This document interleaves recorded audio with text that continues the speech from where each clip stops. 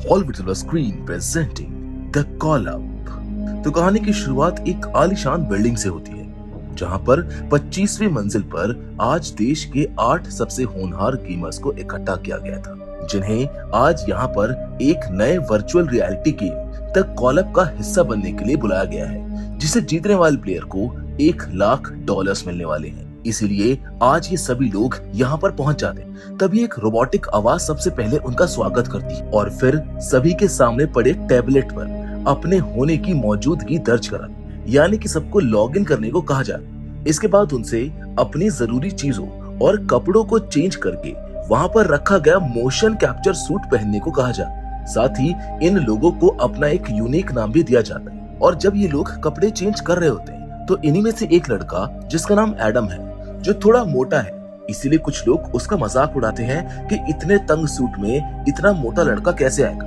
अब इसी दौरान जब उसकी नजर कार्ल के शरीर पर बने एक निशान पर पड़ती है तो वो दंग रह जाता है। खैर, अब वो लोग तैयार हो जाते हैं, इसीलिए उन्हें एक अलग कमरे में जाने को कहा जाता है, जहाँ पर एक स्कैनर होता है, जिस पर खड़े होकर इन्हें अपना यूनिक कोड बोलना है। साथ ही सामने रखे गए हाईटेक सूट को पहनना होता है, जिसको देखकर ये सभी चौंक जाते हैं, क्योंकि ये एक खास तरह का एडवांस्ड गेमिंग सूट था और इसे खरीदना हर किसी के बस की बात नहीं थी। इसीलिए सभी अपना अपना सूट पहन लेते, सिवाय जाहिद के, जो कि एक मुस्लिम होता है और उसके सूट पर कोड वर्ड टेररिस्ट लिखा होता है, जिसको देखकर वो गुस्से से आग बबूला हो जाता है और गेम में हिस्सा लेने से मना कर देता है। जाहिद गेम छोड़कर वहां से जाने की कोशिश करता है, लेकिन दरवाजे बंद थे अब, क्योंकि जब तक सभी लोग सूट नहीं पहन लेते तो ये गेम भी शुरू नहीं होगा, जिसकी वजह से जाहिद को मजबूरी में सबकी बात मानकर उस हाईटेक सूट को पहनना पड़ता है और ये खेल शुरू हो जाता है। खैर, अब जैसे ही सभी उस वर्चुअल रियलिटी हेलमेट को पहनते हैं, वैसे ही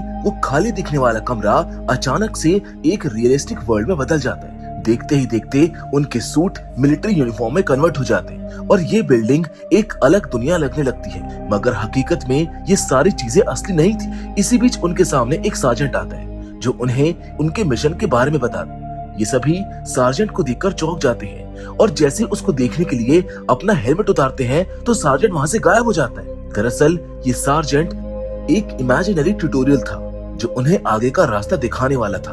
अब ग्रुप मेंबर्स सार्जेंट के पीछे पीछे एक दूसरे कमरे में जाते हैं, जहां उनके सामने हथियार होते हैं, जिन्हें उन हथियारों से पहले प्रैक्टिस करवाई जाती है। फिर सार्जेंट उन लोगों को बताते हैं कि इस पूरी बिल्डिंग में रशियन आतंकवादियों ने हमला कर दिया है, जगह जगह पर उनका कब्जा है। उन लोगों को 25वें माले से लेकर नीचे तक उनका खात्मा करना होगा। हालांकि इस बीच उनमें से किसी को दुश्मन की गोली लगती है तो उनकी सेफ्टी जैकेट तुरंत डैमेज हो जाएगी, लेकिन इस दौरान उन्हें दूसरी गोली लग गई तो फिर उनकी जान खतरे में आ सकती है। वेल, सबके पास एक इमरजेंसी इंजेक्शन भी होता है, जिससे वो अपनी जान बचा सकते हैं, मगर इसकी भी सिर्फ एक ही डोज उनके पास रहती है और उनमें से जो भी दुश्मन को मारते मारते जिंदा ग्राउंड फ्लोर तक बच जाएगा, वही इस खेल का असली विजेता होगा और उसे ही $1,00,000 का इनाम दिया जाएगा।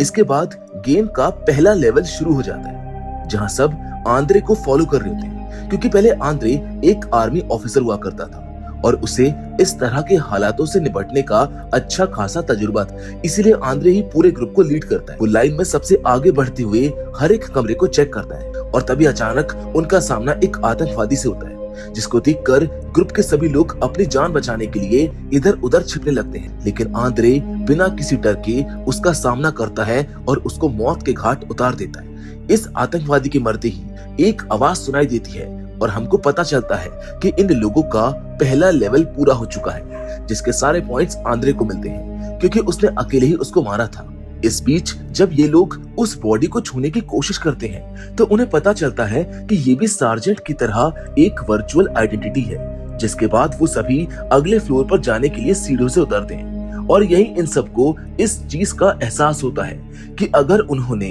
किसी भी लेवल को पूरा किए बिना डायरेक्ट नीचे जाने की कोशिश की तो उन्हें करंट के झटके लगने लगेंगे, जिससे उनकी मौत भी हो सकती है। यानी कि ये पूरा खेल भले ही वर्चुअल हो, लेकिन जो सूट इन लोगों ने पहने हुए थे वो इन्हें असली दुनिया के दर्द का एहसास कराएंगे, जिसके साथ की गई उनकी हल्की सी भी लापरवाही सीधा उन्हें मौत के मुंह में डाल सकती है। खैर, अब ये लोग अगले लेवल की तरफ बढ़ते हैं और यहाँ इन्हें पहले के मुकाबले ज्यादा एडवांस्ड वेपन मिलते हैं, जिन्हें आंद्रे एक एक करके इन सभी लोगों को चलाना सिखाता। साथ ही उन सबको छिपकर दुश्मनों को चकमा कैसे देना है और कैसे अटैक करना है, इसकी भी थोड़ी ट्रेनिंग देता है। और फिर सब मिलकर एक साथ दुश्मनों का मुकाबला करने के लिए निकल जाते हैं। मेन रूम में एंटर होते ही सबसे पहले एक दुश्मन मार्को की नजर में आता है और मार्को उसको मारकर आगे बढ़ता है। मार्को को मारता देख ग्रुप के दूसरे लोगों को भी कॉन्फिडेंस आता है और ये सभी आतंकवादी से लड़ने लगते। इस बीच नौसिखिए एडम गलती से अपनी सारी गोलियां एक दुश्मन पर बर्बाद कर देता है, मगर उसकी एक भी गोली निशाने पर नहीं लगती है, जिससे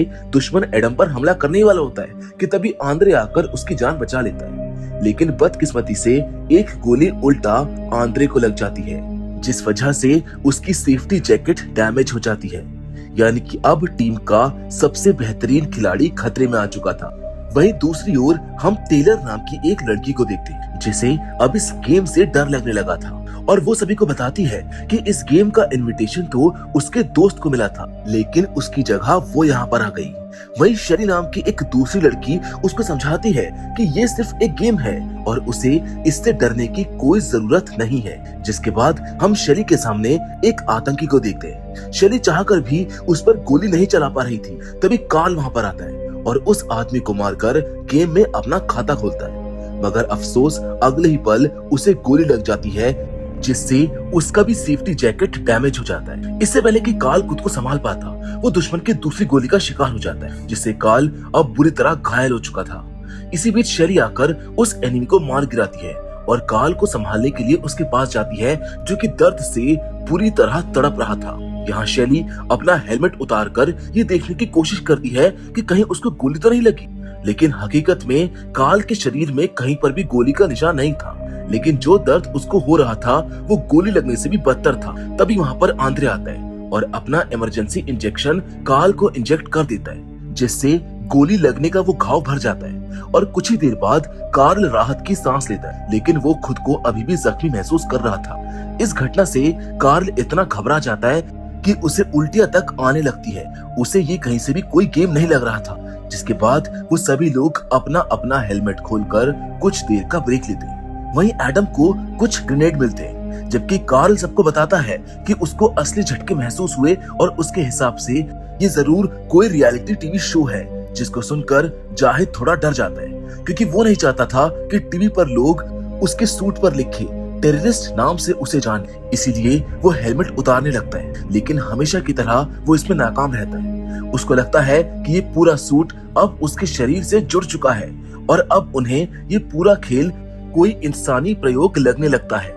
आंद्रे उन लोगों को इस गेम से मिला हुआ भी लगता है, इसलिए ग्रुप मेंबर मिलकर आंद्रे पर अजीबोगरीब आरोप लगाने लगते, जिसको सुनकर उसको काफी बुरा लगता है और वो गुस्से में उन्हें छोड़कर खुद को शांत करने के लिए बाथरूम में चला जाता है। आंद्रे इस बात से अनजान होता है कि गेम अभी भी शुरू है और जैसे ही आंद्रे को इसका एहसास होता है वो अपना हेलमेट नीचे करता है, लेकिन पीछे मौजूद एक आतंकी उस पर गोली चला देता है, जिससे आंद्रे वहीं जमीन पर गिर जाता है। आंद्रे अब चाहकर भी खुद की मदद नहीं कर सकता था, क्योंकि उसका इंजेक्शन और जैकेट पहले से ही यूज हो चुके थे। ऐसे में वो अपने साथी को आवाज लगाता है और जब ये शोर बाकी लोगों को सुनाई देता है तो वो अपना हेलमेट पहन लेता है, लेकिन तभी एक दूसरा आतंकी एडवर्ड नाम के लड़के को गोली मार देता है, जो वहीं घायल होकर गिर जाता है। पर खुशकिस्मती से उनके पास वो इमरजेंसी इंजेक्शन होता है, जिसे लगाने से वो ठीक हो जाता है। दूसरी ओर टेलर ने गेम को छोड़ने का फैसला कर लिया।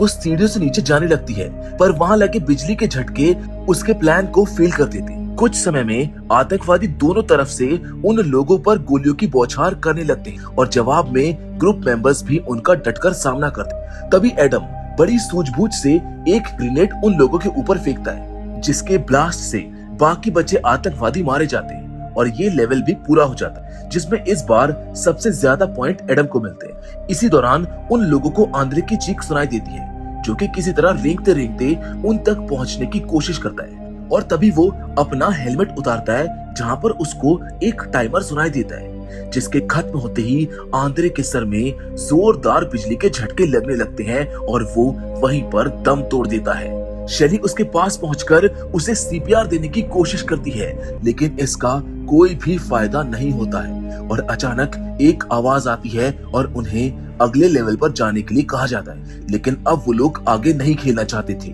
क्योंकि आंद्रे की ये हालत देखकर सब डर जाते हैं। उन्हें पता चल जाता है कि उसकी ये जान इस हेलमेट ने ली है, इसीलिए वो सभी हेलमेट को उतारने की कोशिश करते हैं, मगर इसका कोई भी फायदा नहीं होता। फिर जाहिद एक फायर एक्सटिंग्विशर के जरिए हेलमेट को तोड़ने की कोशिश करता है, लेकिन हेलमेट इतना मजबूत होता है कि वो टस से मस नहीं होता। इसी दौरान वहां पर सार्जेंट आ जाते हैं जो नियम तोड़ने के लिए जाहिद को खूब मारते हैं, जिसके बाद वो उन लोगों को बिना गेम ओवर किए ऐसा ना करने की सलाह देते हैं, वरना इसका अंजाम उन्हें खुद भुगतना पड़ेगा। सार्जेंट की बातें सुनकर वो सभी थोड़ा डर जाते और शांति से आगे बढ़ने का फैसला करते हैं, जिसके बाद वो लोग साथ मिलकर कई लेवल को पार करते हैं। हर लेवल में उन्हें एक अलग चुनौतियों का सामना करना पड़ता है। ऐसे ही एक लेवल में वो एक ऐसे रूम में एंटर होते हैं जहां पर गैस लीक हो रही थी, इसलिए वो गन की जगह हाथों का इस्तेमाल करते हैं, जहां उन्हें अब चाकू से अपने दुश्मनों का सामना करना था, इसलिए उन्हें अपने दुश्मनों को बिल्कुल करीब से मारना पड़ता है। इसी तरह उन्हें अलग अलग लेवल फेस करने पड़ते हैं, जिसके बाद सभी नीचे के फ्लोर पर आ जाते हैं जहां दुश्मन उनका स्वागत AK-47 से करते हैं। इस गोलाबारी में उन लोगों की सेफ्टी जैकेट भी डैमेज हो जाती है, साथ ही में एडम और कार्ल को गोली भी लग जाती है, लेकिन ऐन वक्त पर शेली और मार्को उन्हें इमरजेंसी इंजेक्शन देकर ठीक कर देते हैं। अब दुश्मनों को मारने के बाद जब ये लेवल खत्म हो जाता है तो ये सभी लोग कुछ समय का ब्रेक लेने का फैसला करते हैं। तभी जाहिद की नजर शीशे के दूसरी ओर की दुनिया पर जाती है, जिससे उन्हें रात होने का पता चल जाता है। खैर अब वो लोग भी काफी थक चुके थे, लेकिन जाहिद एक बार फिर से वहां से भागने की कोशिश करता है और एक भारी भरकम सामान से बिल्डिंग की खिड़की को तोड़ने लगता है। कुछ हद तक वो इसमें कामयाब भी हो चुका था, लेकिन तभी अचानक वहां पर सार्जेंट आ जाता है जो जाहिद को इतनी बुरी तरह से मारता है कि उसका पैर ही टूट जाता है और ये चोट उसे हकीकत में लगी, यानी अब जाहिद पर वो इंजेक्शन भी काम नहीं कर सकता था। जाहिद की ऐसी हालत देखकर वहां मौजूद बाकी लोग उसे एक फर्नीचर के पीछे छिपाकर आगे बढ़ने का फैसला करते, मगर बदकिस्मती से कुछ ही देर बाद ब्लड लॉस होने की वजह से जाहिद की मौत हो जाती है। जिसके बाद अगले लेवल पर जब वो सब पहुंचते हैं तो उन्हें कुछ नए हथियार दिखाई देते। मार्को और बाकी लोगों में उन हथियारों को लेकर बहस होने लगी, जिसका फायदा उठाकर एक आतंकी मार्को के ऊपर हमला कर देता है और उसको गोली लग जाती है। इस घटना से पूरा ग्रुप चौंकाना हो जाता है। इस बीच टेलर उन लोगों से बचने के लिए बाथरूम में छिप जाते। वहीं शैली अपने इमरजेंसी इंजेक्शन से मार्को की जान बचा लेती। तभी उन लोगों को पता चलता है कि टेलर उन सबके साथ नहीं है, इसलिए वो लोग उसको ढूंढने के लिए निकल जाते। दूसरी ओर हम टेलर के पास एक हमलावर को आता देखते हैं जो बाथरूम के हर कोने को चेक कर रहा था, और जब अगली बारी टेलर की होती है तो तभी शैली आकर उसकी जान बचा लेती है। जिसके बाद उनका ये लेवल भी पूरा हो जाता है, जहां एडवर्ड सबसे ज्यादा पॉइंट के साथ लीडर बोर्ड पर टॉप पर होता है। अब हम इन सभी को एक दूसरे से बातें करते हुए देखते हैं, जहां बातों ही बातों में इन सबको एहसास होता है कि वो सभी अपने घर में अकेले हैं और उनके आगे पीछे कोई नहीं है, और शायद इसी वजह से इन लोगों को यहाँ पर इनवाइट किया गया है। यानी अगर उन्हें कुछ हो भी जाए तो उनका हालचाल लेने कोई नहीं आने वाला। कुछ देर बाद वो लोग अपना अगला लेवल पार करने के लिए निकल जाते हैं, जहाँ उन्हें सार्जेंट एक आतंकवादी को मारते हुए देखते। दरअसल सार्जेंट के हिसाब से बेसमेंट में एक बम लगाया गया है जो कुछ ही देर में फटने वाला है, जिसको रोकने के लिए उन लोगों को इस हॉस्टेज से उसका कोड उगलवाना पड़ता है। इसीलिए एडवर्ड उस आदमी से कोड निकलवाने के लिए बिजली के झटके देने लगता है, जिस पर वो आदमी उसके सामने गिड़गिड़ाता है, लेकिन एडवर्ड नहीं मानता। तभी हम उस आदमी के मुंह से एक शब्द सुनते हैं जिसे एडम बम का डिफ्यूज कोड समझकर सिस्टम पर लिख देता है, लेकिन जैसे ही एडम ये कोड डालता है बम डिफ्यूज होने के बजाय अचानक से एक्टिवेट हो जाता है और अब उनके पास सिर्फ 30 मिनट का समय बचता है, जिसको देखकर वो हॉस्टेज उनके ऊपर हंसने लगता है। सार्जेंट भी वहां से चला जाता है। तभी टेलर उस आदमी की हंसी रोकने के लिए उसको गोली से मार देता। वहीं मार्को इन सब का जिम्मेदार एडम को ठहराता है, क्योंकि ना तो वो गलत शब्द लिखता और ना ही ये बम एक्टिवेट होता। इसीलिए गुस्से में आकर मार्को एडम को मारने की कोशिश करता है, लेकिन हेलमेट पहनने की वजह से उसको चोट नहीं लगती है। जिसके बाद वो रियल वर्ल्ड में आकर हेलमेट हटाकर एडम को एक जोरदार घूसा मार देता है। इस बीच उन्हें सार्जेंट की आवाज सुनाई देती है, जिन्होंने लिफ्ट को रोका हुआ था। वो उन लोगों को उसमें आने को कहता है, इसलिए वो सभी जल्दी से लिफ्ट के अंदर चले जाते हैं और लिफ्ट नीचे जाने लगती है। लेकिन कुछ ही देर बाद अचानक एक झटके से लिफ्ट रुक जाती है क्योंकि लिफ्ट खराब हो चुकी थी। उसका दरवाजा जाम होने की वजह से खुल नहीं रहा था। हालांकि किसी तरह मार्को थोड़ा सा दरवाजा खोलने में कामयाब हो जाता है, जिससे ये सभी लोग एक एक करके बाहर आ जाते हैं। मगर एंड में जब एडम की बारी आती है तो मार्को उसको सबक सिखाने के लिए लिफ्ट का दरवाजा दोबारा बंद कर देता है, जिससे वो दोनों उसी में फंसकर तीसरे फ्लोर पर आ जाते हैं। और जब वो बाहर निकलते हैं तो बाहर का नजारा देखकर वो शॉक्ड हो जाते हैं क्योंकि उनके सामने एक हेलीकॉप्टर बुरी तरह से क्रैश पड़ा हुआ था। जिसके बाद वो दोनों आगे बढ़ते हैं और मार्को एडम को अपनी ढाल बनाकर आगे चलने के लिए धमकाता है। अचानक एडम के सामने एक आतंकी आ जाता है जिसको वो मार गिराता है, लेकिन अब उसके पास एक भी गोली नहीं बची थी। इसीलिए वो मार्को से आगे चलने को बोलता है, मगर मार्को उसकी एक भी नहीं सुनता।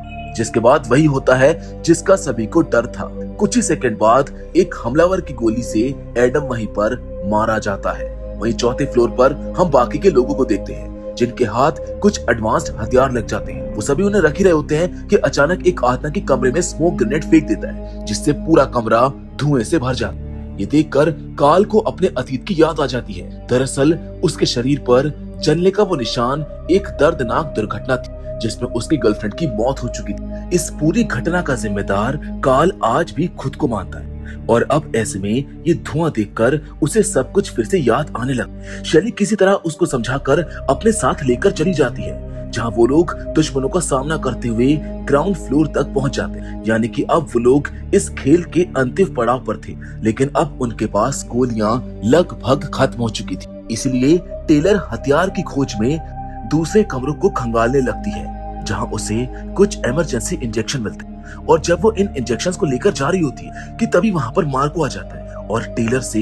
वो इंजेक्शन मांगने लगता है। टेलर इंजेक्शन देने से मना कर देती है तो मार्को उसको गोली मार देता है, जिससे टेलर की मौके पर ही मौत हो जाती है। कुछ देर बाद वहां पर काल आ जाता है और मार्को टेलर के बारे में पूछता है। मार्को उससे ऐसे दिखाता है कि वो खुद किसी दुश्मन से बचकर भाग रहा है। काल भी उसकी बातों में आ जाता है और आगे चलकर जब काल की नजर किनारे पर पड़ी टेलर की लाश पर पड़ती है तो उसको समझ में आ जाता है कि ये किसका काम है। वो गुस्से से बौखला जाता है और हेलमेट उतारकर असली दुनिया में मार्को के ऊपर हमला कर देता है। वो उसका गला घोटने की कोशिश करता है, लेकिन मार्को कुछ ही देर बाद अपनी पकड़ बना लेता है, जो कि बड़ी ही बेरहमी से काल को मारने लगता है। वो काल की जान लेने वाला होता है कि तभी अचानक वहां पर सार्जेंट आ जाते हैं और गेम के कायदे कानून तोड़ने के जुर्म में मार्को को मारने लगते हैं और एंड में गला घोटकर उसका खेल खत्म कर देते हैं। खैर अब इस गेम में सिर्फ एडवर्ड, काल और शेली को मिलाकर 3 खिलाड़ी बचते हैं जो बॉम्ब को डिफ्यूज करने के लिए बेसमेंट में पहुंच जाते हैं और इस काम को खत्म करने के लिए उनके पास सिर्फ 7 मिनट बचते हैं। तभी उनका सामना अनगिनत आतंकियों से होता है, लेकिन वो तीनों उनका बहुत बहादुरी से सामना करते हैं और आखिर में काल एक ग्रेनेड फेंककर उन सब का काम तमाम कर देता है। अब जैसे ही ये लोग बॉम्ब को डिफ्यूज करने के लिए उसके पास जाते हैं तभी वहां पर एक आतंकी वैन में बैठकर आता है और काल पर गोलियों की बौछार कर देता है, जिससे काल बुरी तरह जख्मी हो जाता है। वहीं अब बॉम्ब ब्लास्ट होने में सिर्फ 2 मिनट बचे होते हैं, इसीलिए शेली किसी तरह बॉम्ब को डिफ्यूज करने के लिए आगे बढ़ती है, मगर वहां पर मौजूद आतंकी उसे भी अपनी गोली का शिकार बना लेता है। शेली का खून जरूरत से ज्यादा बह रहा होता है। तभी काल वहां पर आकर अपने पास रखा वो इकलौता इमरजेंसी इंजेक्शन शेली को लगाकर उसकी जान बचा लेता है, लेकिन अफसोस कुछ ही देर बाद काल की वहीं पर मौत हो जाती है। दूसरी ओर एडवर्ड एक मिनी रॉकेट लॉन्चर से उस आखिरी बचे आतंकी को मारकर आखिरी पलों में बॉम्ब को डिफ्यूज कर देता है, जिसके बाद ये खेल यहीं पर खत्म हो जाता है। और फिर हम वहां पर सार्जेंट को आता देखते हैं जो उन लोगों को जीत की बधाई दे रहा होता है। अब एडवर्ड भी उसी की भाषा में बातों को दोहराने लगता है और उन्हें ऐसा करते देखकर शेली समझ जाती है कि एडवर्ड इनसे मिला हुआ था और शायद उसे इसके बारे में सब कुछ पहले से पता था। सिमुलेशन खत्म हो जाता है और हम काले सूट पहने कुछ आदमियों को देखते हैं जो शेली को वहीं पर बेहोश करके सारे सबूत एक एक कर मिटाने लगते हैं। कुछ लोग गेम का सारा डेटा डिलीट करते हैं तो वहीं पर कुछ लोग लाशों को ठिकाने लगाने लगते हैं। फिर कुछ समय बाद जब शेली की आंखें खुलती है तो वो खुद को अपने उन्हीं पुराने कपड़ों में पाती है जहां एडवर्ड पैसों से भरा एक ब्रीफकेस लाकर उसको देता है, लेकिन शेली इसे लेने से इनकार कर देती है। वो अपने दोस्तों के लिए न्याय चाहती थी, इसलिए ये सब कुछ पुलिस को बताने की वो धमकी देती है, जिस पर एडवर्ड उसको किसी को भी बता देने को कहता है, क्योंकि वो जानता था कि उसकी बातों पर कोई भी विश्वास नहीं करेगा। तभी एक दूसरा आदमी आकर शेली को बेहोश करने की कोशिश करता है, मगर शेली उसे घायल करके उसी की बंदूक से बेसमेंट की सभी लाइट्स को निशाना बनाकर हर तरफ अंधेरा कर देती है और फिर पार्किंग में छिपकर पहले एडवर्ड के सभी लोगों को मार देती है और आखिर में मौका देखकर अंधेरे का फायदा उठाते हुए वो एडवर्ड की भी जान ले लेती है। इसके साथ वो अपने सभी दोस्तों का बदला भी पूरा कर लेती है और इसी सीन के साथ ये कहानी भी यहीं पर खत्म हो जाती है। तो दोस्तों, मैं उम्मीद करता हूँ कि ये डेडली गेम आपको जरूर पसंद आया होगा। वेल, आपको ये कहानी कैसी लगी हमें कमेंट करके जरूर बताइएगा, क्योंकि फिलहाल आज की इस वीडियो में तो बस इतना ही, लेकिन हमेशा की तरह हम आपसे जरूर मिलेंगे और वो भी एक और नई इंटरेस्टिंग कहानी के साथ। पर तब तक के लिए धन्यवाद।